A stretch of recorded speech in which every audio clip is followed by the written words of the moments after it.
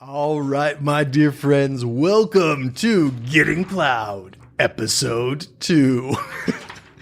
This one's going to be a little bit different. One is I had to reschedule an interview because the gentleman, dear friend of mine I was going to talk to, had some major stuff come up in his life. And so that'll happen a little bit later. And the second thing is, well, you know by now, we're not launching this show the way shows normally get launched, right? So if you were really going to launch a podcast, if you were talking to me and be like, Chris, I want to launch a podcast, I'd be like, okay, here's what you do. Get your studio all set up, get everything ready, be ready to record, know like the theme of the shows, record 3 to 6 episodes, have a launch date, put all the episodes out at once, like contact everybody you know and have them watch or listen to all of those episodes, have them subscribe, have them leave ratings and everything else. And it pops you up way in the rankings. You get seen by a bunch of people, and it's like, instant success.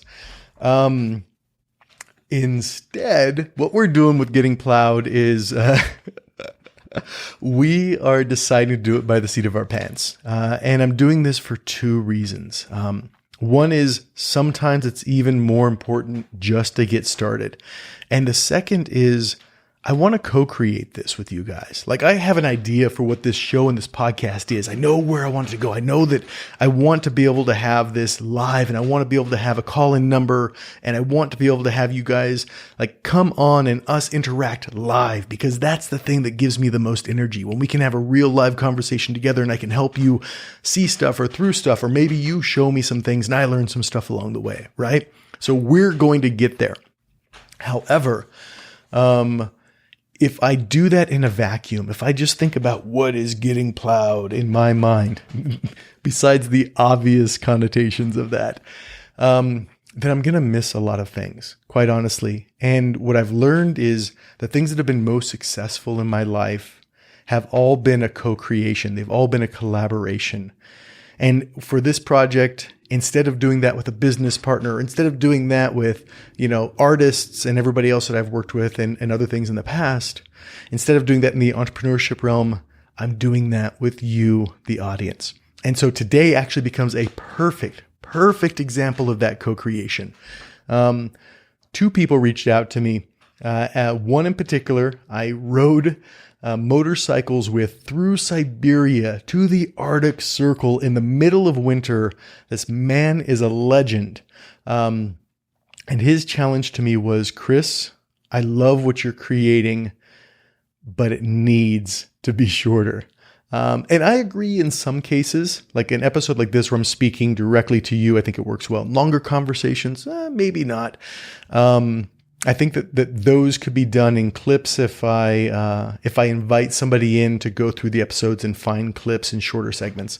But his challenge to me was, can you do an episode in 20 minutes or less? So, Boris, challenge accepted, and we shall see. This one will be close. I don't know if I'll make 20 minutes or not. We will find out.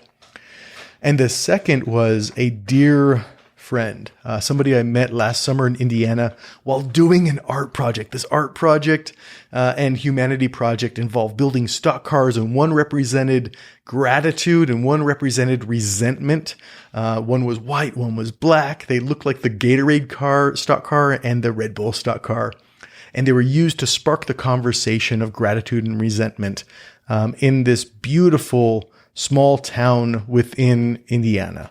And I got to meet him there. An incredible man. I'm not going to share his name because I haven't asked permission, but you know who you are, and I thoroughly appreciate it.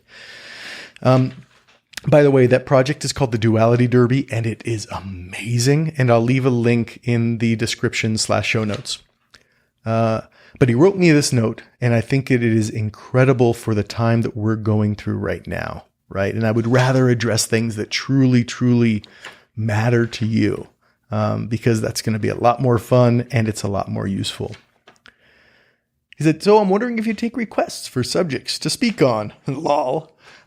Yes, I take requests. If we're not connected already, Twitter's the best way to send me requests.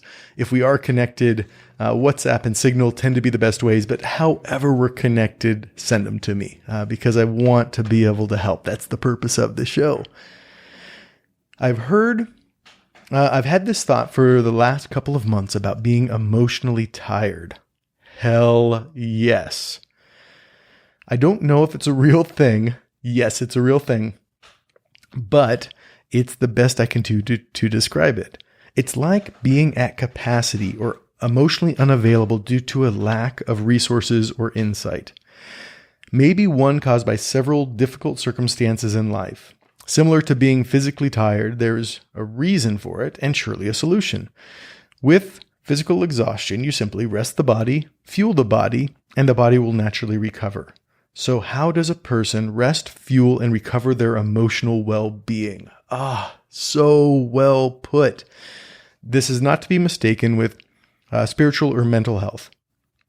So he's asked, I would love to hear Chris Plough speak on this subject. I love that we get to talk about me like I'm a third person. There's going to be a lot more of that as this goes on because the Ploughisms, like this being a Ploughcast, like we just get to have a lot of fun with this and we're going to continue to. I have some thoughts on this. So first I'm going to say I am not the foremost expert at this, but I have lived this. I have experienced this. I went through it for years. I've helped other people with it. And I've had the pleasure of working with some true and deep experts about this. So I'm going to do my best to share their knowledge. I'm also going to link to them in the show notes and description, depending if you're watching us on YouTube or listening to the podcast, for greater detail, right? Because I've got to keep this to 20 minutes, ish. This, I think, can happen for actually a variety of reasons. I don't think that there's just one, but I'm going to describe a couple that have been most prominent in my own life that I've experienced and that I think are also the ones most prevalent with everything that we're going through right now. I think there's probably 3 distinct states, but they're very, very related. So the first time that I experienced this was actually a little over 10 years ago when I had gone through a very challenging part of my life. I've spoken about this a little bit before. Matter of fact, I just wrote a story about this for a book last week. But I was going through this challenging time in my life when everything seemed to be on the up. And then out of nowhere, a very traumatic thing happened in my life. For some of those who know me, you'll know what this is, and I'm going to share it in just a minute. But for those of you who don't, this is something that sounds like pretty traumatic, and it was. But know that I've worked through this, that I'm good with this, that I feel good emotionally with this, so we can talk about this in whatever detail is useful to you.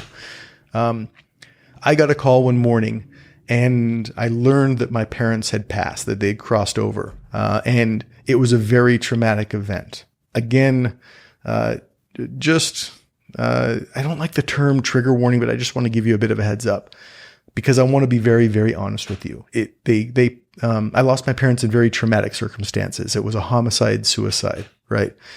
And when that happened in my life, it was way more than I could process or deal with emotionally. And so I found myself for a long period of time going through this unemotional walk through life. It was almost like I learned how to disconnect my head, and I was a floating head in many cases going through life. And I was intellectually there, and I was doing my best to be there emotionally, but I could feel this disconnect. I wasn't really fully there. I almost felt a bit like a hollow person going through life. And then just after this, the economy collapsed because of the recession. I was running a company. I had founded a company, and a lot of the people I cared for and loved were working for me in this company. And I was so afraid of being a failure. I was afraid of having to fire them. I was afraid of so many things in life that I basically just disconnected from social relationships. I disconnected from eating healthy. I disconnected from exercise. I disconnected from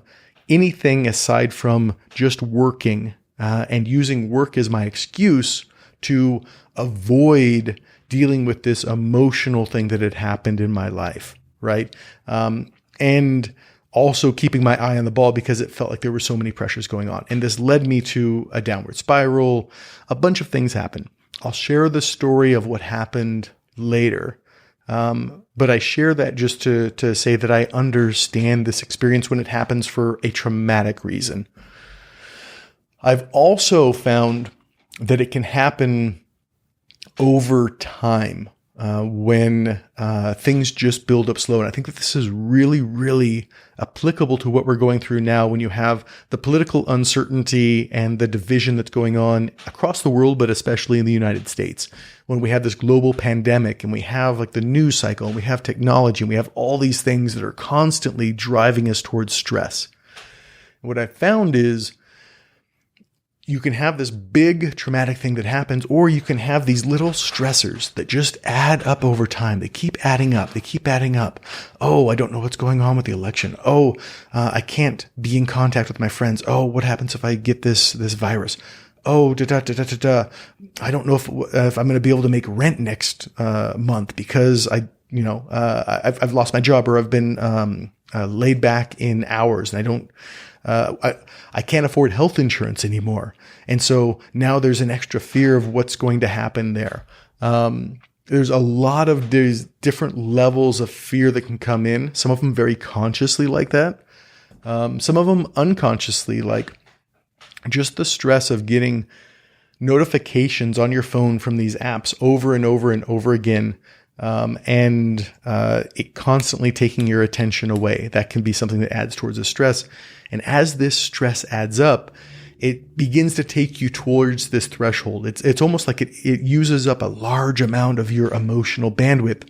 And there's very little bandwidth, very little nervous system bandwidth that's available for processing what's going on in your life. And so your nervous system, your mind, your body, however you want to think of it, begins to shut down and do only what's necessary. I'm going to eat, sleep, breathe. I'm going to think, and I'm going to shut down anything that's not necessary for survival. It's actually a survival mechanism, right?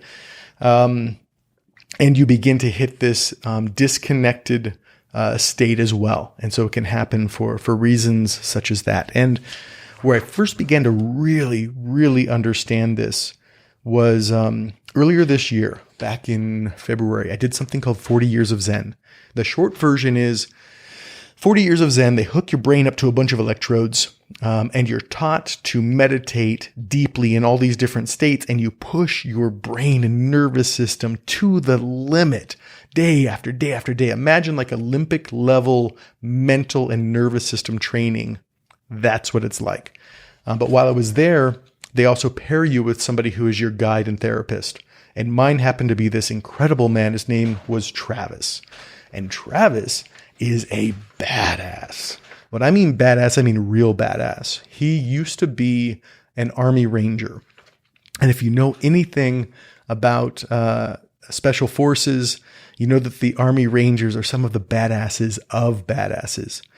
But what's really cool is because he has this ability to be present and empathetic and compassionate and charismatic, which works well when you're an Army Ranger with what their operative is.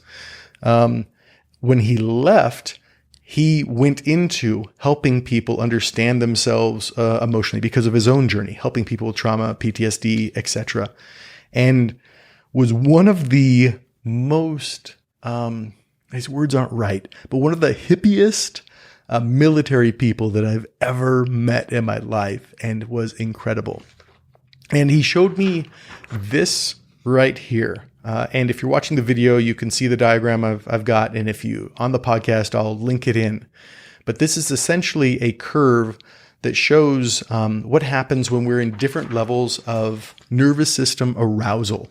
And you start in the bottom when you're in this restful state, where the parasympathetic nervous system, the ventral vagal to be specific, is engaged, and you're just nice and loose, and you're hanging out with friends, and you feel joy, and you're present, and you're grounded, and you're social, and you get to enjoy things, right? And then beyond a threshold, and this can happen just to like something catching your mind or your eye, or it can be a culmination of stresses that are added in, relationship stress, you had an argument, things at work are going challenging, you've got a deadline that's going on, you've been laid off, etc. They can add up and they take you to the next level, which is where the sympathetic nervous system begins to engage. What this nervous system this state does is it prepares you to fight or flight. Just basically think it prepares you to take action. So you're not just in restful state. You're now in the state to be able to take action. And in this state, you can feel things like rage, anger, irritation, frustration, worry, anxiety, fear, panic.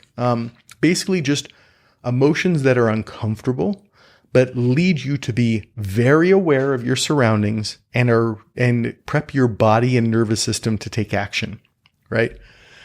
The challenge is if the stress is prolonged for too long, or the stress just keeps piling on and on and on above there, you enter into a state beyond that arousal state, beyond that sympathetic nervous system state where the parasympathetic nervous system takes over again, and it's something called the dorsal vagal emergency state. And essentially what happens is you're now so aroused that you actually begin to shut down again. And your nervous system begins to conserve where it puts energy because it's realized that the best chance you have of survival is to begin shutting shit down, often emotionally and otherwise. And in here, you can feel helplessness. You feel conservation of energy, depressed, numbness, disassociation, shame, shutdown, hopelessness, trapped, etc. And this is the freeze state of fight, flight, or freeze. And people, again, associate this with massive trauma or big things that have happened. But you can end up in this state just through the little things that add up over and over and over in time. And imagine where we are now in this world, right? Not only are you dealing with the normal stresses that you have in life, like you've got to be able to provide for yourself and your family and eat. And you want to be able to do something that's meaningful to you. And you don't know how your wife or your spouse or your significant other feels because there was an argument. And then you're thinking about your purpose in life and you've got all these things going on. But now we also have this social disconnection that's going on. And that social disconnection, lack of belonging, plays a key factor in this that I'll get into in a minute. And then you begin to have the worries of the global pandemic and the virus that's going on, adding to the stress. And then in the US and stuff that we have going on right now, then you have this additional stress of the political system and what's going on with it and who's actually in power and this side versus that side and everybody making enemies and you have to watch out for everybody and blah, blah, blah, blah, blah, blah, blah, blah, blah. It goes on and on. I'm not saying that these stresses aren't real. What I'm saying is, and when we take them in and we don't provide ourselves with an ability to actually rest or recuperate, we go beyond a threshold, and beyond that threshold, we begin to disconnect mentally, emotionally, and otherwise. And that is a very, very hard state to be in. It's one that's not livable for a long period of time, at least not with joy, and not in a way that leads you to having a life that you want to lead. Eventually, taken too long, and I know this from experience, and I know this from people and soldiers and others that I've helped with trauma and PTSD, it often leads towards depression, suicidal thoughts, not wanting to live, isolation, removal of oneself from key relationships, and a really difficult and challenging downward spiral. And when I say that I have experienced the rock bottom of that, I mean exactly that. I have experienced the rock bottom of that fine edge that it can lead you to. And so that's why I think this question is so important. And I'm so glad that it was asked. So there are ways to address this, and I'm going to go over like what are short-term, medium-term, and long-term ways that I've found to be helpful. But I wanted to at least give you some context as to what this is and what I've experienced in my life, so that you know where I'm coming from and you can know like what advice I'm sharing here that might be useful to you and what isn't. I have been writing about this for months and months. I'm now looking at my journal, Joy and Forgiveness journal, and going back to an entry from March 23rd to be exact, when I was literally describing this. When I feel stuck in a particular mindset or frame or emotion or disconnected, what can I do to state change or break out of it? I.e., rest or recover or anything else, just as you've asked. And I came up with a bunch of ideas that are particular to me, but I'm going to break this down and make it a little bit more general, so that hopefully it's useful to you. The first thing I think of is in that state, what's been proven to be absolutely most effective is feeling a deep social connection, feeling seen, heard, understood, cared for, feeling belonging and a part of something is the biggest thing that takes the nervous system from the state of ultra arousal down back into this state of feeling safe, feeling connected, feeling open, beginning to feel joy again, feeling your emotions, etc. So the ultimate cure is this social connectedness and belonging and seen, etc. Given where we are with a lot of isolations going on, that's not always possible. So I'm going to break it down to like number one, short term, i.e. how do we alleviate the symptoms? The simplest thing that I've found is a breathing exercise. That breathing exercise is called 4-7-8 breathing. And it's really simple and sounds almost too simple. But if you do it and you do it for a few minutes, you'll notice it begins to have an effect. And the reason it has an effect is you're telling your nervous system, in particular your vagal nerve. And I get the front and the back, the dorsal and the ventral mixed up because I'm not a doctor.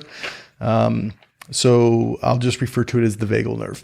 But it tells your body in that vagal nerve that I am safe, and your body begins to relax and you begin to find yourself coming out of that state. And then you begin to find yourself in a place where you can begin to rest and recover and get some of that emotional capacity back. So the way 4-7-8 breathing works is you sit still, close your mouth or just leave it hung open just a little bit. And in through your nose, you're going to inhale for 4 seconds. So, and then after 4 seconds, you're going to hold your breath for 7 seconds. 2, 3, 4, 5, 6, 7. And then you're going to breathe out from your mouth for 8 seconds. 1, 2, 3, 4, 5, 6, 7, 8. And then you'll repeat. Breathe in through the nose for 4 seconds, hold for 7 seconds, breathe out through the mouth for 8 seconds. Sounds a little weird to some people. It is powerful for getting the nervous system to calm down. I found when I'm just a little excited that doing that for 30 seconds to a minute can have a big impact. When I'm really in that ultra aroused state, I will sometimes have to do that for 5 or 10 minutes. But it can have an immediate effect by reducing the symptoms. Number 2, and you've heard about this from Tony Robbins and others, state changes. You just need to do something to change the state of your body and nervous system that can have an effect.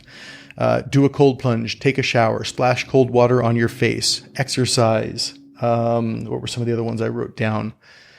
Go for a walk, go in nature, have a deep conversation with somebody, listen to joyful music, dance, relax in a hot tub, eat a blueberry. Blueberries do it for me for some reason. Lift weights, that type of exertion helps. sing a song, take a nap. Like basically you're just changing the state, whatever works for you. And so my recommendation is start keeping just notes of the things that you do that change your state. Like if I take a nap and I wake up, I feel X amount better. Oh, okay. Nap is something that I can do. When I listen to this song, I always feel happier and more relaxed afterwards. And relaxed and safe are a really key component of this. And just take those notes and have them ready. I used to actually keep them on these little half index cards. And when I was in this state where it was hard to think or hard to be emotionally present, I would pull out the cards and I would read them, and whatever like one of them said, I would do it. I would essentially take the thinking out of it so that I could just pull out the cards, do the thing, even if it's 4-7-8 breathing, and feel better. I'm currently testing something from Apollo Neuro. And I can't recommend this yet because I'm only a week into testing it, but I think it could work. But essentially, it's this little device that you strap to your ankle or your wrist. I like it on the ankle. And it sends pulses to that your nervous system take in and can relax your nervous system. And you can essentially set it up for different states. You can have one to relax. You can have one for sleeping. You can have one to waken up. You can have one to be more social. And I'm finding it useful, though I haven't used it long enough to give it a full Plough recommendation, whatever that is. The next one that I found really useful in my life, and I got from my friend Arjuna, based off of his book, which was Radical Brilliance. Incredible book, by the way. Was that once a week, I find that if I get a really, really deep rest, that is like mind rejuvenative, nervous system rejuvenative, that it just sets my whole week right. And the thing that helps with that is I take a supplement, GABA, GABA. And this supplement helps with the rest and recovery cycle to actually get a true rest in and resetting the nervous system. And I'll include, again, links in description of what I use. And I take it once a week.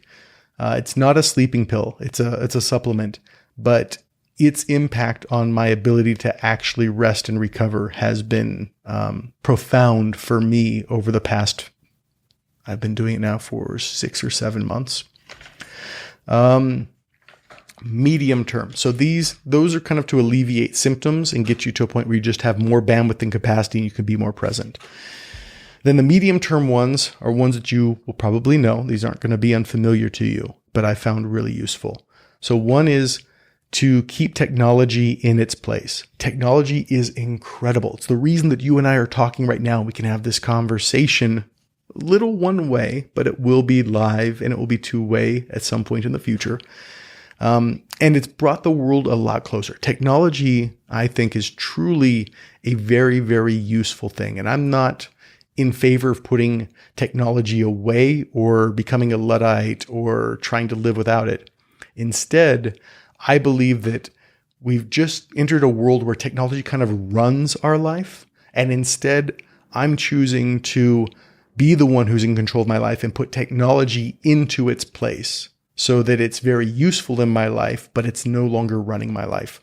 And some of the ways I do that, I only look at my phone a few times a day to like look at messages and everything else. I turn off almost all notifications. After about 8-9 p.m. at night, unless there's something serious going on, I put my phone away, which then, again, without the blue light, without the notifications, without the dopamine and stuff that happens, it allows me to sleep deeper and then wake up in the morning. And I typically don't check in on my phone until about 2 hours after I've woken up. When I first wake up, I use that time for being present with people I care about. I use it to go out and either exercise or work on my property or be in nature or journal or meditate or things or learn, read something, things that are more important to me. And by doing that, I find that I feel way less stressed. I also am not getting updates for news or other items that I can't take immediate action on, things that are out of my control. And instead, I'll save that for sometime later in the day when I'll sit down to catch up on what's kind of going on in the world. But I give that a period of time instead of allowing it to pervade through. I think that this 24-hour news cycle that we often get trapped in, especially with everything that's going on, has profound effects on our stress and anxiety levels. And so I minimize that in my life. Meditation. And there are two meditations that I found most useful. Again, I'll link them down. One is a practice called unified mindfulness that has been the greatest set of tools I've had for meditation to be able to understand myself, calm my nervous system, and be present with myself. And then there's a meditation that was taught to me by Dr. Doug Brackman and a Navy SEAL whose name is Randall Kelly. Why am I... oh man, I am like brain farting like crazy. Anyways, I apologize. That was a brain fart. But anyways, my friend R. Kelly, I never thought of his name as R. Kelly. Oh my gosh. I love you dearly. And please forgive me for that slightly off-brand joke. Taught me something called Zazen meditation. And it again is to calm down the nervous system. It's a seated meditation using deep belly breaths with your eyes open. And each time you take a deep breath, you're actually allowing your eyes to drop just a little further and a little further and a little further and a little further. And what they found is that as you're eye open but looking down, because you're no longer scanning the horizon looking for threats, you're actually telling your nervous system that you're safe. And then your nervous system begins to act like it's safe. And that was the first meditation that I did. And I'll include a link to one of his videos. But that was the first meditation I ever did where I actually felt a difference right there. And I began to change my mind about how I look at meditation and whether it's useful. And I had tried meditation for a couple of years and hadn't really found it that useful until that moment. The next medium-term thing is to begin looking at your life and your relationships and figure out what you might be avoiding, especially in terms of conversations. Is there a conversation with your spouse? Is there a conversation with an employee or an employer? Is there a conversation with a family member? Is there a conversation with a friend that you've really been avoiding that is eating up a lot of unconscious emotional bandwidth? Where every time you think about it, your stomach just churns a little bit, but you just can't bring yourself to do it. Having those conversations, of course, with respect, with dignity, with care, these are not angry conversations. Having those conversations reduces that emotional load, that unconscious load that's going on in the nervous system, which then gives you more bandwidth, which allows you to be more present, which allows you to then recover because you're not under this constant unconscious stress. That can be really, really huge. Those are the things I would think of for like the medium term. And then for long term, and this is where we're starting to get into the root causes, like what is actually going on behind the scenes that's adding up towards this. There can be some physical causes for this. There's been a lot of links between inflammation, systemic inflammation in the body, and depression, and even a lot of like other diseases. Most chronic diseases in the body have been linked towards some type of inflammation. And that can often be addressed by eating a healthy diet. Some very, very common supplements, such as like turmeric and fish oil or krill oil. And ensuring that you're eating the foods that go well with your gut health, and with your own metabolism and everything else. And there are tests that you can take which show you those. I have spent the past 2 years changing up my diet to figure out like what works best for me. I've even done DNA tests. I've done food sensitivity tests. I have because I don't enjoy cooking very much, and I don't have a significant other who does, I have meals delivered, so I'm always eating healthy, and that eating healthy and fewer processed foods, fewer sugars and everything else.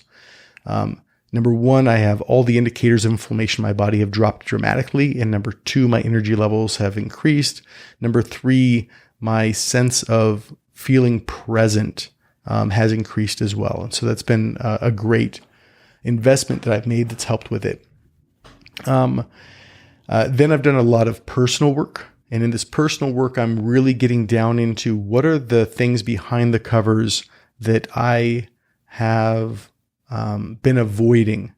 So for instance, for a long time in my life, dealing with the loss of my parents and grieving for them and feeling that, and then dealing with the emotions that came up as a result of that, the shame, the guilt, and otherwise, and actually processing those in a variety of ways. I have done coaching, I've done therapy, I've done journaling, I've done alternative therapies such as psychedelic medicines, plant medicines, a lot of things that have been very useful. And if any of those spark an interest in you, then you can just ask. And in another episode, I can go deeper into them, or I can invite in an even greater expert and we can have a really deep conversation.